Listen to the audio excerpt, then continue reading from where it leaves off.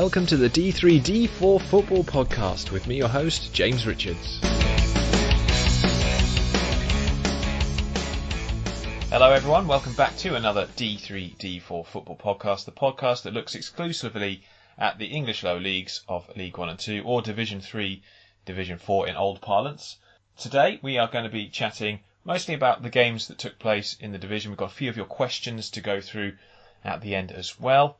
I am joined, as always, by Ed Walker and Chris Stringer. Ed, how do we find you today? Much better mood, I'm sure. Oh, I haven't been this cheerful for a while.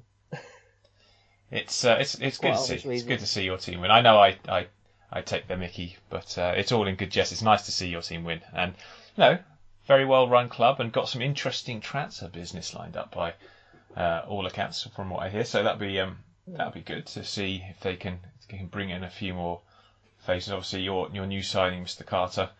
Did he get credited with a goal in the end? He should claim it. I think it's disputed because the angle's horrible when you watch it back, but he should definitely be claiming that. Yeah, absolutely. If the angle's horrible and you can't tell, just take it. Especially a debut goal. That's perfect. Chris, How are you, mate?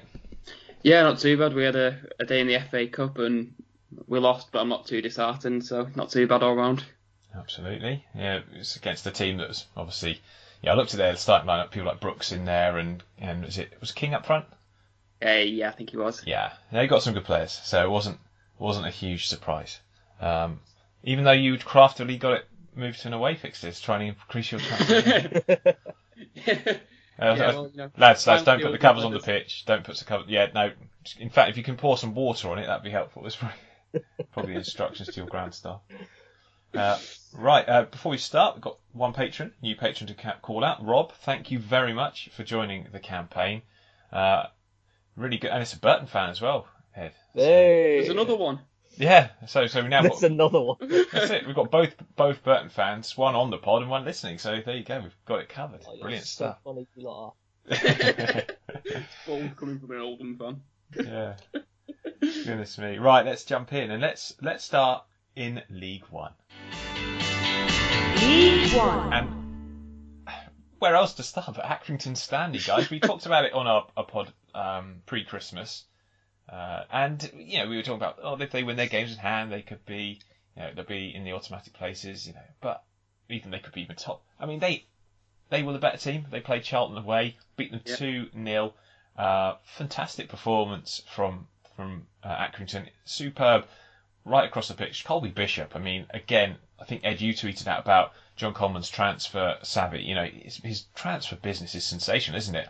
4 of those players, I know they didn't sign Michael Nottingham straight out of non-league. I think he came into Blackpool first and obviously loaned to Crewe last year. But 4 of those players have a very deep background in non-league football, which one thing suggests that you never give up on players because they can certainly improve and make you a much better team in the EFL. But secondly, John Coleman has got a great eye for talent, and yet again, he is doing it. His players that he's signed are doing him proud. This club we can't have dark horses, but they can be a white horse because they are a shining example, aren't they? They are a shining example of a club well run, fan friendly, and very good on the pitch despite having a small budget. Yeah, you look in the last few years, there's been a couple of clubs who you would not fancy to be in the League One promotion places that have ended up getting into the Championship. And I want Accrington to be the next one of that.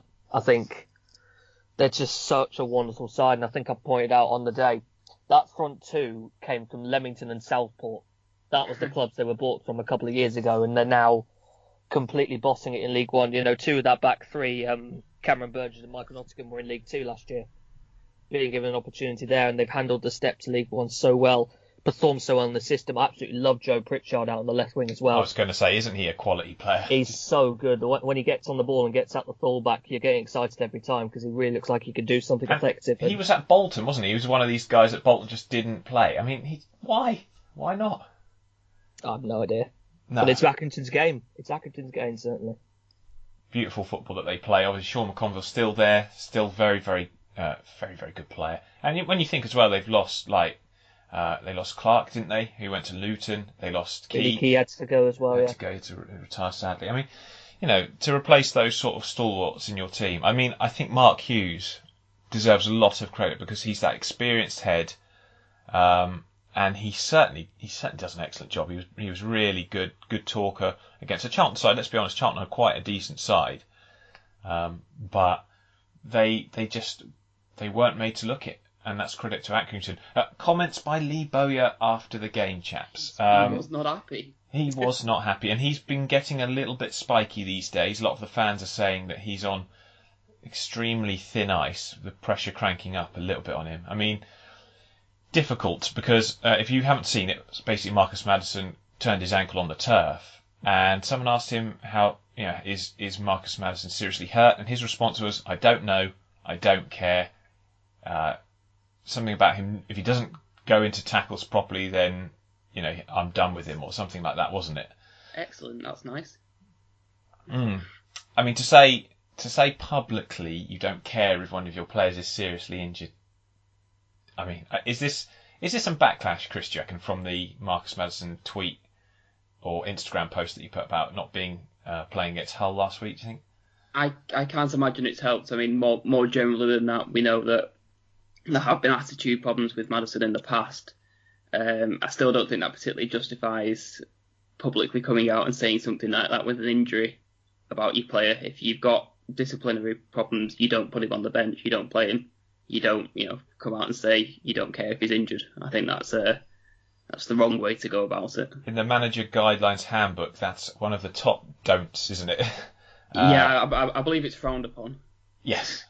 Yeah. Not a good look, and a man very much under pressure and losing some of the support that he's had. Yeah. It's been unequivocal, really, the support he's had from Charlton fans, and this is the first time I've seen some of those who are they absolutely love him, but they're looking now rather sceptical. He's getting very frustrated, and I think that's the problem. We talked over summer about the problems they've had, and the fact that they're even with that, even with the fact that the takeover went through, I think the fact that they're still doing pretty well. What are they, 7th in the league? I still think that's a real credit to him. But he's losing his composure, and that won't help them move up the table. And if it continues in this vein, as an owner, as a board, I'd be asking serious questions, because outbursts like that after the game, you can't really get away with. Well, they undermine, don't they? They undermine anything good that you actually do. Yeah. I mean, Ronnie Schwartz, a good signing as well. So they're getting the players in. But sorry, Chris, what were you saying? It won't put any confidence into the team. Comments like that. No, and I also say, what do you expect from Marcus Maddison as well? I mean, he must know this is what Marcus Maddison does. He falls over easily. He's not really someone you bring in to make those sort of challenges. No. So he's the guy that you sort of leave there doing his own thing and comes up with moments of brilliance. Yes, interesting. Liam Miller also joining from Liverpool on loan, a very highly rated young player. Ronnie Schwartz. Yeah, I like that. I like that signing, Liam Miller. I think he'll be good. Yeah, I think he looked all right as well. Ronnie Schwartz, you guys know much about him? FC Midtjylland, scored loads of goals out there. I think what's Midtjylland? That's in Denmark, isn't it? Yes. Yes. Yes. So he's got a very good reputation for scoring. It's always difficult to translate players from European leagues. I thought he was younger than he is, though. He's 31. Yes, I was a bit shocked by that. Yeah. I thought he was a bit younger than he is, but okay. At first glance, I thought it was some sort of watch promotion, but no, it wasn't. It was a signing, which, very good. I don't know. I skimmed to read too much. Moving on, Imps stay top of the table as they took on Posh, a 1-1 draw. A few things to talk about in this game, but I mean, obviously, you have to come at this with the head of Lincoln had not really had as much time to prepare for the game. They've had a COVID outbreak. Michael Appleton has been away. I think he only had 1 day or something like this to prepare his team. I mean, I'm not saying they were underprepared. But the slow start did not surprise me one bit. Peterborough coming out and looking very good. I think one fan said on Twitter, and it's quite a good point actually, said the first half was everything Peterborough can potentially be. The second half was what they are far too often. And yeah. I think that's pretty fair actually. I love that goal. Yeah, I love that goal. Yeah, it was unlucky. That goal. The guy tries to block it. It hits his teammate behind him and comes back off his backside into the net. We've all been there. We've all been there. Let's not give him too much heartache. I mean, one thing I would say, Sarikin Dembele obviously handed in a transfer request. It was well publicised that he wants to leave. His agent playing, what I call silly buggers, really. I mean, why on earth, when he's having a great season and in a January when we've got COVID, would you try and push a transfer? Wait until the end of the season, impress. Because, I mean, he did more step-overs yesterday than Fred Astaire on a rainy day, but he wasn't very effective.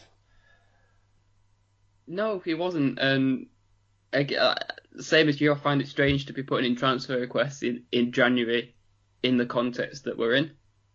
There isn't going to be as much spending, I don't think, this January. I think that's an inevitability, especially with Premier League money coming down. They don't want that to be spent on transfers.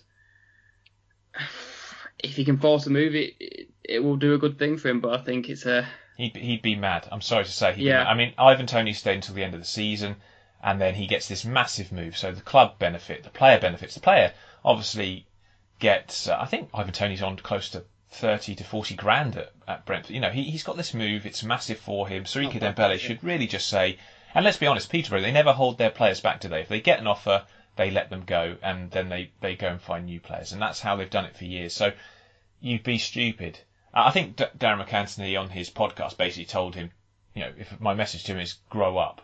I think that's fair. Yeah, I think it is. And I don't know how much of this is a player being influenced by an agent, but it's a stupid time to do it. He's completed, by the way, 117 successful dribbles this season in League One. The closest player to that is Danny Mayer with 69. So, madness. But yesterday I think he was well aware the cameras were watching and he was just dangling his foot above the ball every time he got it, but not doing very much with it, which is... Well, that's what I worry about. If he doesn't get this move, his head's gone for the rest of the season. And that would be a tragedy for the club, for him, because it would decrease his opportunities to move into something. Yeah, really not good. Morgan Rogers signing for the Imps, Man City loanee, highly rated. Came on, I thought he made, although not maybe the hugest impact, he looked good and he caused some problems. I think he changed the game in some respects. But I do wonder, having Morgan Rogers and Brennan Johnson with maybe George Grant slightly deeper pulling the strings. I mean, this is going to be a formidable team. This is a Michael Appleton team, and it's being reworked, Ed, isn't it, into something pretty special here. Yeah, it's a lovely side. I think we noticed the absence of Tom Hopper yesterday. I think a lot of people were saying there was not quite that same presence in the central areas, but they still look so effective, and you can only imagine they're really going to get better. Even if they do lose Brendan Johnson potentially, I still think they've got enough about them to be I can't right see it up there happening from the personally. campaign. I was thinking if they're going to recall him, surely they do it for the FA Cup game. Potentially, yeah. I'd imagine. I'd hope he'd stay. There's a possibility he might get recalled, but I hope he stays. He's brilliant, and I think working with that team and playing with someone like Morgan Rogers, playing with the professionals he is at Lincoln, is doing him far more. It's a far bigger benefit to him as a player and his development, and what people will see of him going forward than say going back and perhaps not playing very much. So, but really impressive to see the Imps come into that game on the back of what they had to cope with. Still quite a few players out with COVID and get a 1-1 draw. I think they'd have taken that before kick-off. Peterborough, in the end, given the circumstances and the red card and the missed penalty, will probably be happy with that as well. Problems persist, chaps, at Ipswich. A 3-2 defeat to Swindon. Firstly, Swindon was superb, and it questions, doesn't it, when you look at the players that they had in that team, the big ones that made a big difference. I thought Matty Palmer was excellent. Scott Twine was superb. Scott Twine, by the way, created more chances in League Two, 24, than any other player in the division during his spell in the fourth tier. I wouldn't. Someone asked us in the questions, do you think he can win the League One and League Two Player of the Season? He can definitely win Goal of the Season for both. That was superb, wasn't it? Definitely. Yes. Ooh. Obviously I'm an Oxford fan, but I did dribble when that went in. It was good. It was a great strike. I mean, it literally, I don't know how to describe it other than rocket, I mean, it dipped so late as well, didn't it? Like a traction engine. Oh, amazing. And he does it all the time though. And I was looking, right, why is he able to do this? One, he's got a beautiful strike on him, no doubt, technique wise, brilliant. But also, if you watch his play, his movement is exceptional. He drops into the half spaces all the time, wanting the ball, and that gives him that couple of yards to turn and getting those positions to do that. And, it's such a weapon. to have. And I Swindon, just think as well, if you watch all his goals, he seems to be slowly going further back with every goal. So I reckon by this time next year he'll be doing it from his own half. we'll see. We'll see There's one of those probably a strong case for that. He just Beckham seems to be Wimbledon further back. moments. Yeah. There's been who was it? The Luton player who scored from his own half, and so it was basically scoring from one postcode and went in another. I can't remember who it was. The better place to do that would be from Chester, wouldn't it? Scoring from one country into another. Oh, that'd be brilliant. Yeah, indeed. Yeah, was it on the football stadium on the boundary or something? But Yeah. Like the shots on Wales, Berriton in England, that, yeah. Well, they had a fantastic one a couple of months ago where they had an event on and the toilets couldn't open in half the stadium because half the stadium was under Welsh coronavirus rules. that is so stupid, isn't it? Yeah, that is stupid. I can't believe that. I've just thought within the grounds of an area of land, it would be counted as under the jurisdiction of that stadium. But there you go. Ipswich, problems persist. Paul Lambert's side still underwhelming. And to be honest, the reason I say this, I've seen them so many times this season, and yet I can't remember like a performance I've been impressed with particularly. They did have their moments in this game, Ipswich, but for the side that they are, for where they've been, for the size of club that they are, it's massively disappointing. And I think we have to say quite clearly the fans are not happy. They've got this broken relationship with Paul Lambert, who's becoming increasingly despondent, and I think we talked about it with Sunderland owners, didn't we? Giving fans stick never goes down well. Well, he was giving the fans stick. He's banned a certain member of the media. It's just always a good start, that, isn't it? Oh, it's bleak. It's bleak, and I don't want to say too much about Paul Lambert per se, because of course he's working under Marcus Evans, who's been basically in charge of serial failure since in the last sort of 13 years. I mean, let's be honest, it can't always be the manager, can it? If every single manager going in there doesn't seem to make them better. I mean, Mick McCarthy obviously ended his tenure sourly with the fans, but he did a tremendous job. Paul Hurst couldn't do anything, and of course Paul Lambert's been steadily sort of watching over this decline. I don't know. What's your thoughts? I'll start with you, Ed. I think I said it after the game. There's quite a lot of sides I think could be in the promotion hunt this year. Ipswich aren't one of them. I know they're missing a number of influential players in the side. I get that, but even still, I just do not have any confidence in the team that's being run by this manager and under this owner. I think they need major changes if they're going to get back into the second tier. No, I agree. Chris, your thoughts? Yeah, I think I'd agree with that. I think you see it at so many clubs. I think I said a similar thing with Sunderland, where managers come for fans and it misses the point that the fans are disgruntled for a number of reasons, be it the quality of the football, be it off the field issues, whatever.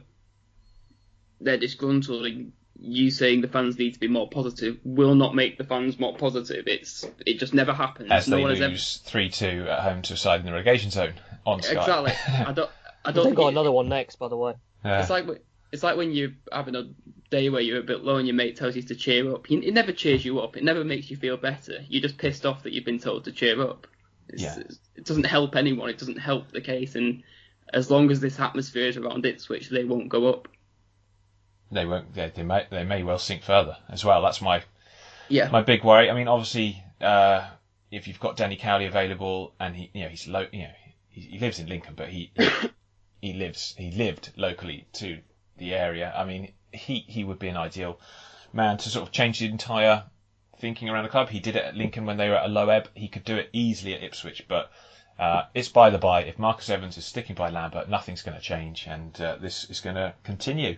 Sunderland, they drew 1-1 for the 29th time since they've been in League One. Madness. They've drawn, if you include the playoff game against Portsmouth, which I did include in my tweet, they've drawn 40 games and 29 of those have finished 1-1. If it's just league games without including that playoff, it's 39 draws, 29 at 1-1. I mean, it's unbelievable, really, for this club. They need, I think, like you said, Chris, big changes. Hull on a little bit of a struggling patch, really. I mean, yes, they beat Charlton, didn't they? But they've had, before that, 3 straight defeats, and so it was an interesting match coming into this. But it was pretty. To be honest, it's pretty boring. It was a pretty dull game. I wouldn't say there's much to enjoy in it. Anything you take from it, Ed? No, I agree with you, to be honest. I suppose what you could say really is the fact he took Lee Burge off the half-time for what was a pretty poor attempt at a catch in the build-up to Hull's goal. Do you think that was because he thought he was injured, though, because he had that long spell of treatment? Or do you think I'll be honest, I was kind of bit part watching this game because, like you say, it was a bit flat. I kind of thought he was being brought off because of general performances. But if you think it was an injury, then fair enough. Lee Johnson has taken off goalkeepers before for quality issues. Yeah, it was a poor mistake, wasn't it? And as much as I like Burge, he's got that in him, and he's always had that in him. So maybe it sums up Sunderland at the moment, though. They've always got it in them to not do as well as you expect, and it's a difficult time for the club. They're not looking too great. I think Lee Johnson needs a lot of time to implement what he wants to do in his ideas, and a very difficult time to do it in a COVID environment. They haven't got a lot of time. That's the problem. I've said before, they need to be promoted this season. It sounds like they're bringing in Carl Winchester from Forest Green. Yes. He is a player I think could be in League One. I think he'd be great for them in League One. But then there's the problem, really, that I don't think he'd handle the step up to the Championship. Well, that's what I was about to say, actually. I was going to ask you guys on this, because as much as I like Carl Winchester as a player where he currently is, and yes, he could play in League One, it's not a signing that inspires me with this idea that this is a club trying to get back to this. No, I agree with you. When he was at Oldham, I was surprised that he never went higher. I think some of that was in his own. I'm not sure he had. I got the feeling that he didn't have the greatest personal ambition to go much higher. But that was a period of time where he played under Paul Dickov and then under Lee Johnson. I thought he actually had the quality to go higher. We've not seen it. He's been in League Two for a long time. Can he rekindle that under Lee Johnson? Perhaps. I think he could definitely manage League One level, but I think the problem is if Sunderland did manage to get themselves up, which they want to do, you'd probably need to replace Winchester to make a competent midfield to the Championship.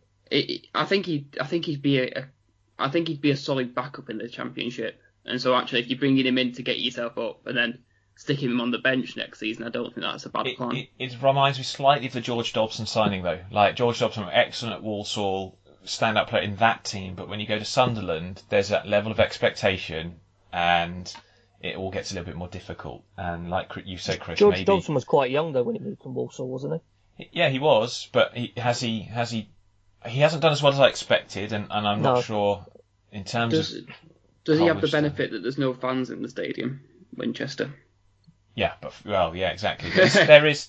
Well, you could say that, but there's still that pressure. There is still that atmosphere, but I think. Well, if he displaces Leadbitter in that team, because I think of Winchester as a bit more of a deeper liar player compared to one of the more progressive materials, someone who sits a bit deeper, still has a good range of vision. He played quite progressively under Lee Johnson. But to Forest Green, I think he's been a bit deeper. To be honest, they should be going to Ebbo Adams if they're going to get one out of Forest Green. Yeah. I think Ebbo Adams. Why not get them both? There you go. I mean, I think the problem with Sunderland as well, isn't it? Let's be honest, salary cap now making this sort of stuff a little bit more tricky. So. Yeah, that's a good point. Yeah. I don't think Winchester will be too expensive. No, I mean Forest Green having to sell Liam Kitchen, Carl Winchester. I mean, and then they bring in. Was it Bailey Cargill came in? Yeah, that's a good sign. And I would say whoever's in charge of the media team, Cargill, seriously, Cargill, terrible. Right, let's move on. Dale 3, Crew 3. What a game this was. Crew superb, as we know, with the ball down that left side. Kirk scoring, lovely. Well, sorry, not Kirk scoring, but Kirk setting up that goal. He comes inside, knocks it in, and a lovely one-touch sort of blind pass to the right, and then they finish it with aplomb. And you're thinking 3-0, this is all over. But Rochdale are a good side in their own way, aren't they? They are a side that play a certain philosophy. They went a bit more direct in that second half, and Crew. To be honest, the one thing I said about Crew in our last pod, wasn't it, about the fact that they don't tend to be able to beat the big teams, suggests that they're as good as they are. There's that fragility to them still, and so it proved again. I don't know what did you make of this one, Ed? Because we love Crew. There are shady zebras, but there is that element, isn't there, to them? It's weird. You keep talking all the time about how Crew are great at taking points from losing positions. I'd love to know what their reputation is from winning positions, because that was quite something. I'm not doing that, guys. Not taking anything to watch from Rochdale, though. I mean, Matty Lund is now on 8 goals in the league. He's like the joint 5th top scorer now. That's mad, isn't it? More than Scott Fraser, more than That's mad. Cameron Jerome. I think he's one behind Matty Taylor at the minute. He's having an absolute unreal season now. He's back at the Dale. Is that a testament to the style and the way he's being asked to play? He kind of gets a bit of a free role, I feel like. He's kind of one who lurks in and around the box, making those late runs. It was what Burton originally tried to bring him in from Rochdale for, to be that late presence into the box. It never really worked out for him in the Championship. But for League One, and particularly with the Dale, where he's so familiar, he seems to fit in really well with them. He does. A huge credit, though, for the comeback. And, perhaps the scoreline, some Crew fans admitted perhaps the scoreline at 3-0 did flatter Crew somewhat. And that's fair enough. But really impressed with the way that they came back in this one and take a point. Probably deserved as well, by all accounts. Burton and Gillingham. Right, well, I gave you a bit of stick last week, but let's be honest. First clean sheet of the season. New signing making an immediate impact. New management team looking pretty good in an away game against Gillingham where you have to stand up and be counted. Physically, your defence had to stand up to that, and they did. The XG in the game suggests that Gillingham had the better chances. But in the end, your team come out with 3 points. They had massive 3 points and a huge victory. I've waited so long for this. And that's all we're going to give you to say on that one. Let's move on to League 2. I've generally waited so long for this. It's the first clean sheet they've had, funnily enough, since the game against Gillingham last season. So That's how long it's been since that one. This game, for a lot of it, was actually rather poor in terms of quality, I felt. It was a very direct game, making use of a lot of direct football. There was a period in the second half where Gillingham had John Akinde and Verdane Oliver on, but were going short with their throw-ins. And particularly when you've got Ryan Jackson at right back on the throws, who we know has got a decent throw in him from his time at Colchester. I really don't get why they weren't trying to put it into the box when you've got 2 players with that kind of physical presence in there. But he made some changes again. You get down to the final 20 minutes and it's all Gillingham. They're really trying to pile on the pressure. Jordan Graham was easily looking the most effective player, getting the ball down. He was constantly switching between the flanks to try and go one-on-one against the fullback, put some dangerous crosses in. And there's a chance right at the end where a free kick from Graham falls to Akinde. Ben Garrett makes an absolutely outstanding point-blank save. And then I think it's O'Connor who puts it over what is basically an empty net, puts it over the bar. And that was the moment where I kind of thought, how on earth are we still winning this? I think it's safe to say they rode their luck somewhat, but I think that's what makes it sweeter. And, you beat a Steve Evans team. It's a great win regardless of what the scoreline is. Gillingham fans starting to turn on Steve Evans, which does not surprise me one bit, because of course this is the trend with any Steve Evans side, is if he's playing his style and winning, things are okay. But as soon as you get into those difficult patches, fans start not liking it because they're not watching good football generally. 5 defeats in 6, isn't it? And also, I was trying to find out why are they. I mean, their shot data's not great, but their XG against is the highest in League One at 1.74. Depending on who you look at for your XG data, but 1.74 is kind of the range they're in, which is not good. So defensively, or in terms of giving up good chances, they are giving up more good opportunities than any team, and that's always then going to be very difficult to win matches, isn't it? It could happen to a nicer guy either. Yeah, he rubs people up the wrong way. I love it, man. I love it. Hayden Carter's been here less than a week, and he's already left Steve Evans fuming. What a signing. Great debut to him as well. He looked a really good centre-back. Hopefully someone can be really useful, and I'm hoping there's some more on the way as well, because I still think there's a bit of work needed on this squad, but you can already see there is some more on the way, I'm led to believe. I don't think I'm allowed to say it on the pod just in case it wants to be public. Fair enough, but I still think the foundations were in place. What it was under Hasselbank in that first spell was a defence that was so hard to breach, and there's already a sense he's getting that. And I think what's going to help Burton potentially, we've got one midweek game now between now and the end of February. So there's loads of 3 weeks now for Hasselbank and Murray to really drill into the squad exactly what they want to play. And that could really help set the foundation for potentially a survival attempt. We'll have to see in the future. But a great first game. Yeah, and it's your day when Burton score from a set piece as well, against Gillingham, of all teams. So I'd love to have seen a Dino and Steve Evans clash. Dino was up in the stand. He wasn't going to go anywhere against Steve Evans. He was up on the back of the bench. It'd been Jimmy who would have got into Steve Evans if anything. We should arrange a sort of, like a arm wrestling match for charity, and definitely get Dino involved. If you're having an arm wrestle match with Dino, there's only one winner. Yeah, I was going to say. There's only one winner with that. He could comfortably push over an oak tree, couldn't he, with that arm? I mean, Definitely. I think his bicep is wider than me. it's wider than most roads around rural England, isn't it? Anyway, before we get too much off in a tangent, is it worth looking at? Of course, it's worth looking at the league table. Lincoln City, of course, remain top of the table, despite, you could argue, dropping points at home, but very good. They're 4 points clear of Hull, who still have that game in hand. Portsmouth third. Doncaster, who obviously won in the Cup, a really good Cup win for them. They beat Blackburn by 1-0. Congratulations, boys, by the way. Peterborough fifth. Accrington sixth. In the playoffs, Accrington Stanley. Charlton now no longer in the playoffs, seventh. Ipswich eighth and falling. Crewe in ninth. Sunderland 10th. With another draw, of course, under the belt. Blackpool, congratulations to them as well, beating Premier League West Brom. I was watching the MK Dons Burnley game, and MK Dons are unlucky. They conceded with like the last kick of the game, basically, and it went to extra time. So I felt for them because they defended really well. Lee Nichols had an excellent game. At the bottom of the table, Burton still there, 16 points now, though, closing the gap to just 5 between them and AFC Wimbledon in 20th, with Wigan, Swindon and Rochdale in the other relegation spots. Hopefully Wigan in big trouble if this takeover doesn't go through. It's been lingering for a long time, and it does wonder why the FL let this drag on.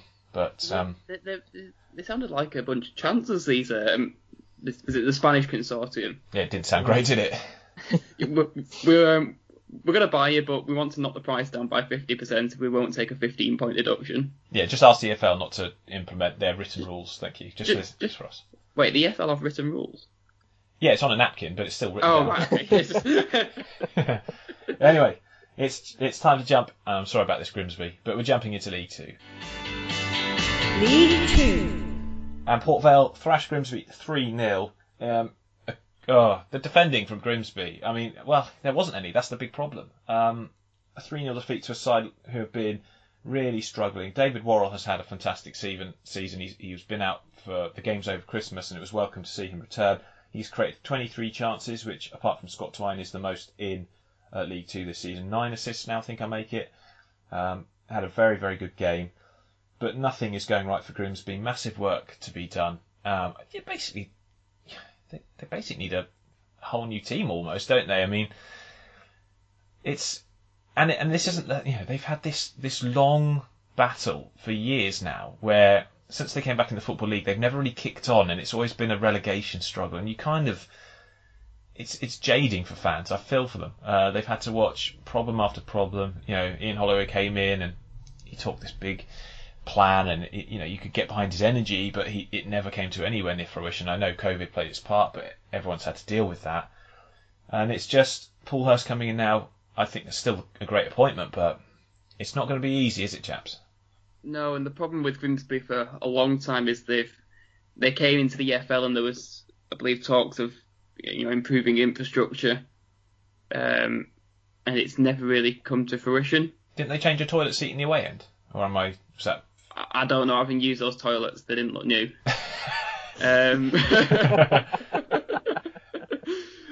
Oh dear.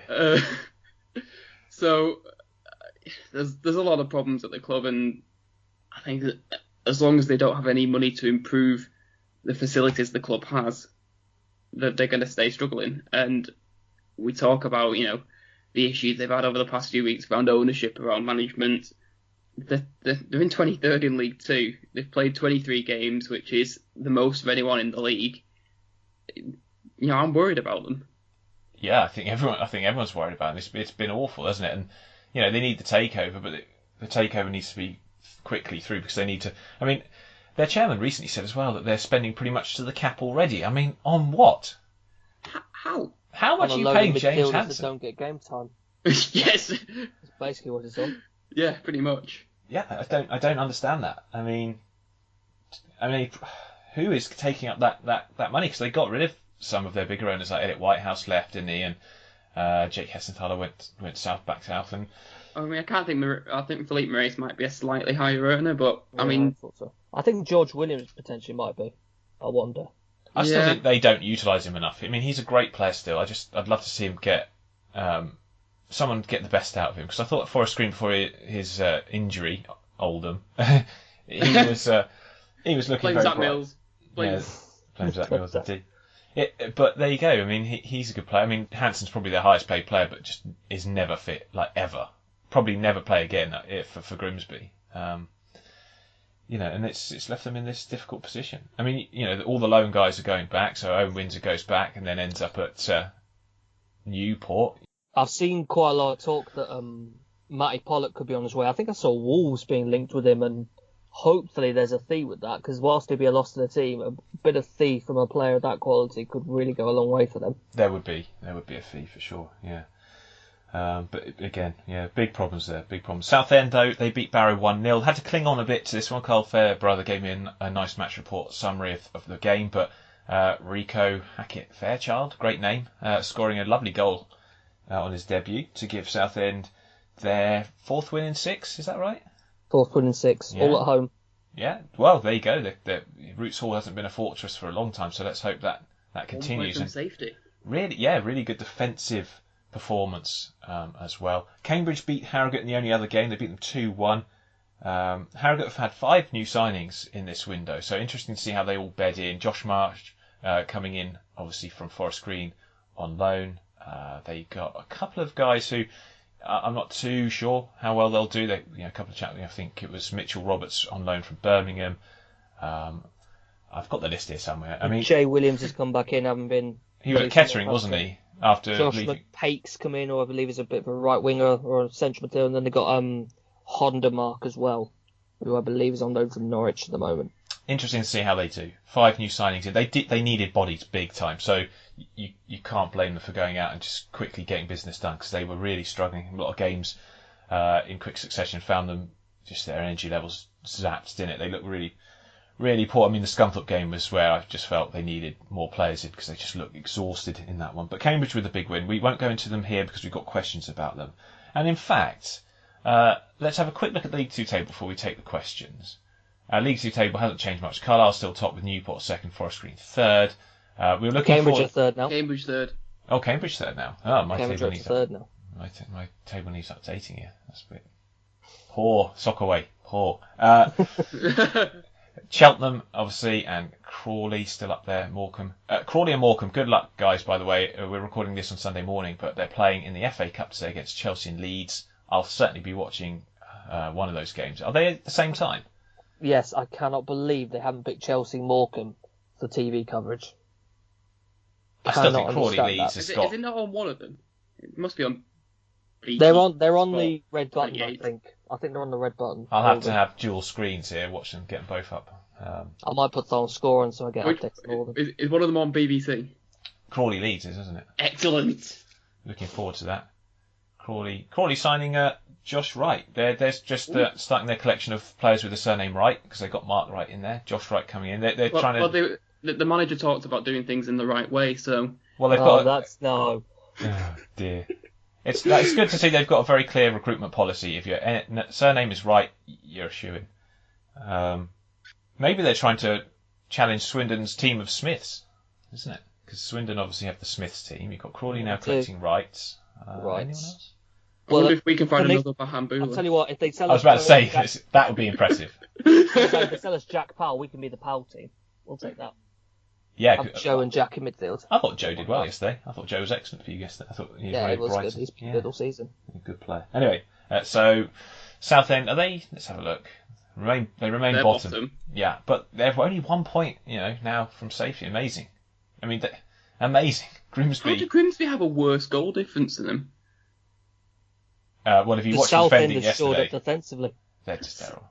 Yeah, Southend. I mean, the big thing about their performance against Barry yesterday was the defensive resilience. Brilliant stuff. Let's take your questions then. Let's jump in and have a look what we've got.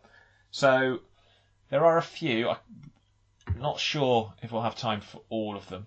Certainly liked this one though from, if I bring it up, Steve Grice said, you often mention how effective the Crew Alex left side combination of Kirk and Pickering is, what is the best right side pairing in D3D4? I've got mine written down, so I won't say it yet because I'll let you. I'm sure we've all got the same one, or knowing us, we will. But what have you got for this, Ed? I had a bit of a think about this when I saw the question. I don't know if I'm going to be allowed it. I want to go with Malik Wilkes and Josh Emmanuel at Hull. I had that as my second one. I know Wilkes has played on the left quite a lot, but I still think of him as capable on the right. And I think if you've got those two together, that's a phenomenal side to have. Yeah, I had that as my second one because I was thinking they're 4-3-3, but they switch around, don't they, a little bit at Hull? Yeah, definitely. Do you have any others? I did have one from League Two. If you give me a sec, I might be able to try and remember it. What do you have, Chris? I didn't actually. I've not spotted the questions, but I'd say the Hull shout's a good one. Getting out of it. No effort. I am getting out of it. I had a busy day yesterday. You know this. Yeah. I was thinking maybe George Tanner and Joshua Coyote at Carlisle as well. A young, very fluid team. Tanner, I think, has probably been one of, if not the best fullback in the league at the moment. I had Callum Johnson and Marcus Harness at Portsmouth. Oh, that is a good shout. Yeah. Although Harness isn't playing on the right anymore. They're using Ryan Williams, aren't they? Well, he's been on the right for their big games where they beat Posh and in their last few games. That's a good shout, that. I think Callum Johnson is a great young right back. I mean, he's not that young anymore, but I mean, he's a great player. Great pickup from Accrington. Another player that Accrington have lost, and it doesn't seem to have affected them. Marcus Harness, we know how good he is. So Another one that's just popped into my head as well. Joshua Key and Randall Williams at Exeter. Yeah. Oh, yeah. That is good as well. That's a good shout. Yeah. I'll give you that. That's an excellent one as well. Yeah. There is some very good matchups. I mean, Sparks and Randall is looking good on the other side as well, isn't it? Yeah, that is. But not quite Kirk and Pickering, the detectives of the 80s, as we like to call them. We had another. Oh, well, let's talk Tom Francis, because we didn't mention, we skipped over Cambridge. He said, do you think Cambridge is good enough to push for automatics or playoffs? What do you reckon, guys? I personally feel they are too reliant on Wes Hoolahan at the moment, and that would be the one thing that worries me. But for you guys, what do you reckon, Ed? No, I'm not sure about automatics. I think they had such a lightning start that it really looked like they could, and Paul Bodlin's still having the season of his life, and I think he probably will go and get all the goals, especially if Max Waters does end up leaving League Two to go somewhere else. I still think they're not the same side when they haven't got Mullen and Arnside up top. I like Harvey Nibbs, but I don't think he's at the level of those two yet. And like you say with Wes Hoolahan as well, we weren't entirely sure if he was going to be able to play a lot given his age and the injury he had at his previous club, but they're still so dependent on him to really be an influence both out wide and centrally.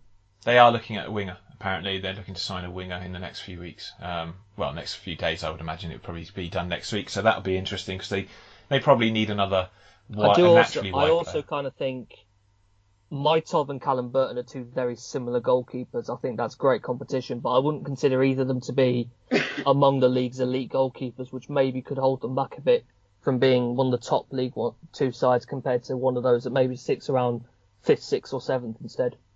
Possibly. I think that's a bit harsh. I do think they're both effective goalkeepers. I mean, no, I'm saying that they are good keepers. I'm not sure. I think there's a number I'd consider to be better than them in this league at the moment, but it's good to have that kind of competition between them two. They're on such a similar level to one another.